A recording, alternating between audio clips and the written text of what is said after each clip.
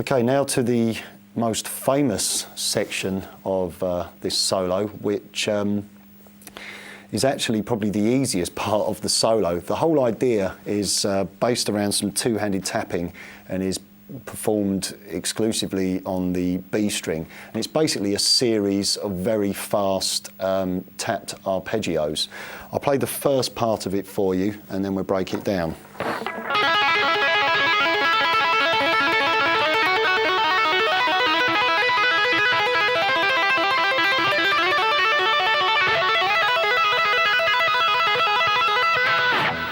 Okay, starts off with a C sharp minor arpeggio, which is 2, 5, and then tap on the 9th fret. It's up to you how you hold your pick. Eddie actually puts his in his mouth and taps with his first finger.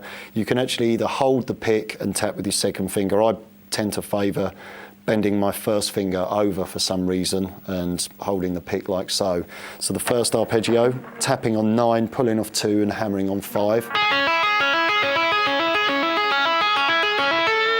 Then we get an A arpeggio, but just by simply shifting the tapping finger up to 10.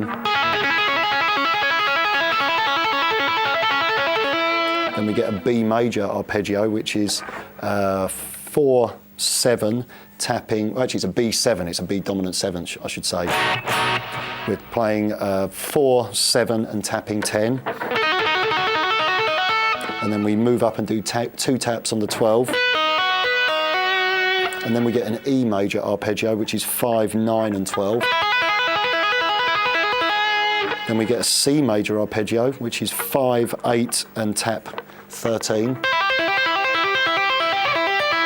It turns into an add 9 when we move up to the, or a sus2 when we move up to the 15th fret of the B. So it's 13, 5 and 8, and then 15, 5, 8.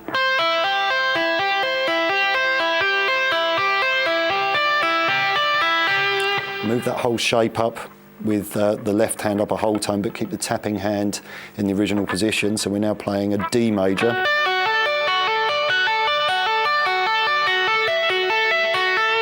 There we get the sus2 arpeggio by just shifting the tapping finger up from 15 to 17. And now we finish off with an E major arpeggio, which is 9, 12, tap 17. So the whole section nice and slowly.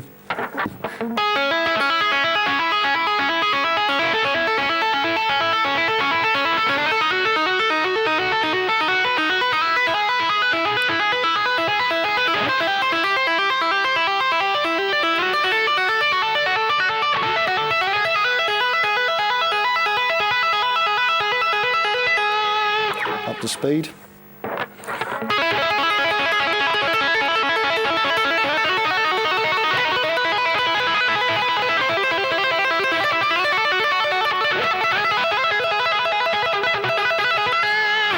Okay, so it takes a little bit of work with both hands. Here's the first part of the next section.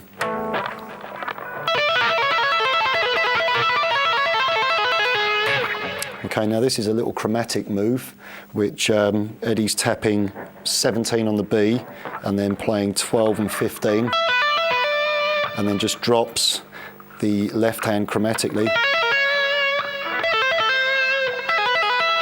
until we end up at 9 and 12. So basically the left hand is playing 12 and 15, all on the B string still, 11 and 14, 10 and 13, and 9 and 12, but still tapping at the 17th.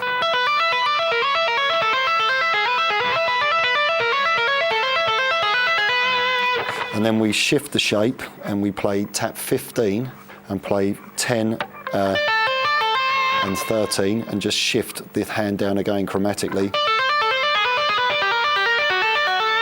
so that we wind up at 7 and 10. So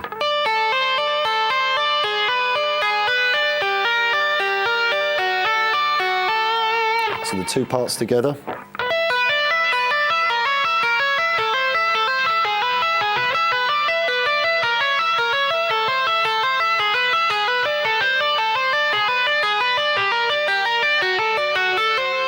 here's this final section, which is playing taps on 13 and then play 8 and 11 on the B and move that down to 7 and 10, 6 and 9, and then finally 5 and 8. So it's exactly the same idea, just keep that static tap, but just move the left hand down. So all 3 sections together sound like this.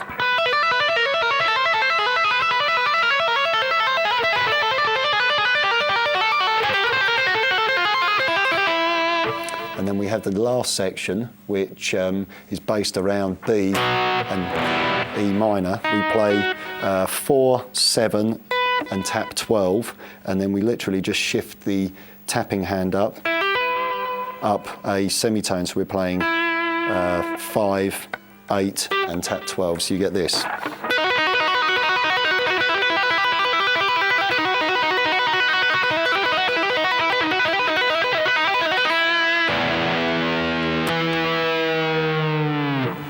It's just simply moving between those 2 shapes.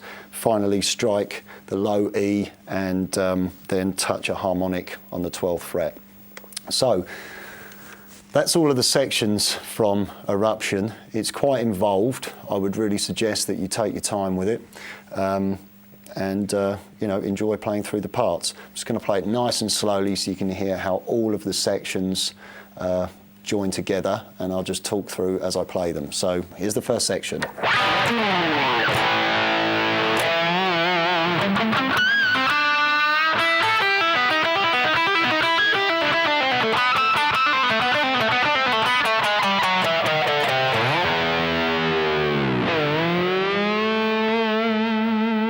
Added a harmonic there, which I didn't mean to, but never mind.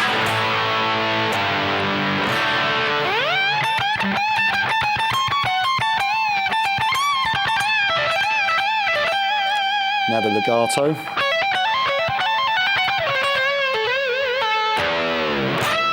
Tremolo picking.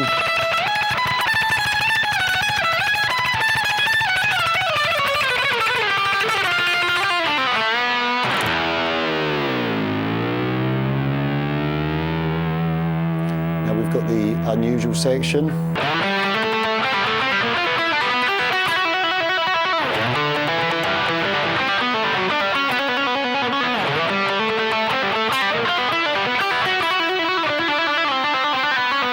Now we're into the tapping.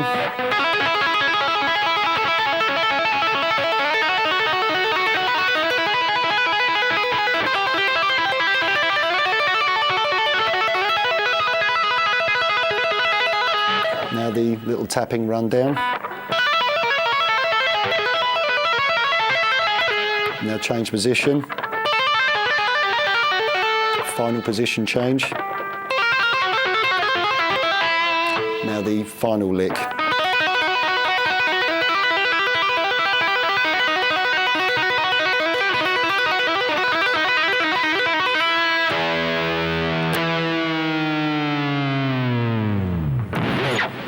And that concludes Eruption.